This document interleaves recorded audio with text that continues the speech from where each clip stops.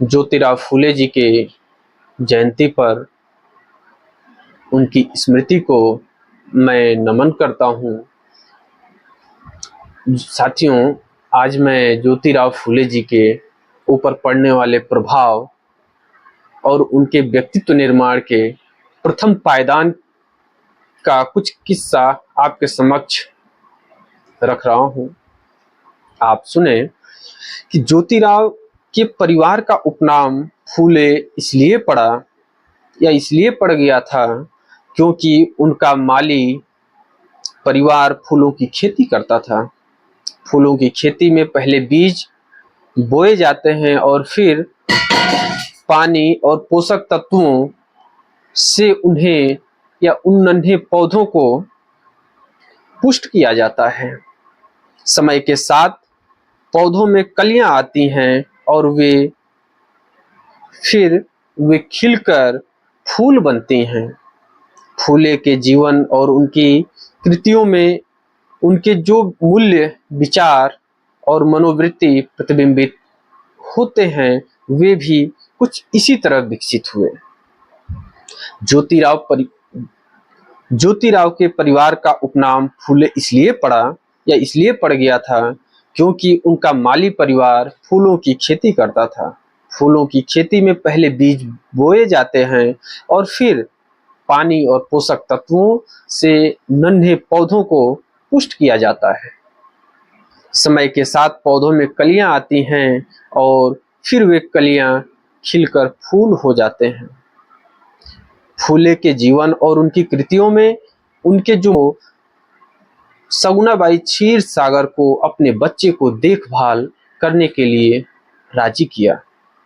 सगुनाबाई पुणे के एक British missionary mister John के घर में काम करती थी और उनकी संतानों के अलावा कुछ अनाथ बच्चों जिनका पालन पोषण मिस्टर जॉन करते थे की भी वो देखभाल करती थी। अपने भाई गोविंदराव अर्थात ज्योतिराव फूले जी के पिता भाई गोविंदराव की जरूरत और अनुरोध को देखते हुए उन्होंने जॉन से बालक को ज्योति को वहीं लाने की इजाजत मांगी। जॉन के घर में ज्योति को एक नया वातावरण मिला जिसमें सभी बच्चों के साथ एक सा व्यवहार, प्रेमपूर्ण अनुशासन और अंग्रेजी भाषा शामिल थी। सगुनाबाई को फूले बाद में जो सावित्रीबाई फूले कहलाए आऊ माँ कहने लगे, अर्थात अपने बुआ को सावित्रीबाई फूले या फूले जी आऊ माँ कहते थे, कह के बुलाते थे। ज्योति को अपनी माँ की कोई स्मृति नहीं थी और उसके लिए सगुनाबाई ही माँ थी। उन्होंने अपनी पुस्तक निर्मी कचा शोध को सगुनाबाई को समर्पित किया है और वो उसमें लिखते हैं, हे सत्य की प्रतिमूर्ति सगुनाबाई, हे सत्य की प्रतिमूर्ति सगुनाबाई, तुमने मुझे मानवीय और विनम्र बनाया। तुमने मुझे दूसरों के बच्चों से प्रेम करना सिखाया। ज्योतिराव पर सगुनाबाई के प्रभाव के संदर्भ में जिस तथ्य की ओर शायद ही कभी ध्यान जाता है वह है सन 1846 में पुणे के महारवाड़ा इलाके के अछूत बच्चों के लिए स्कूल खोलने का सगुनाबाई का असफल प्रयास।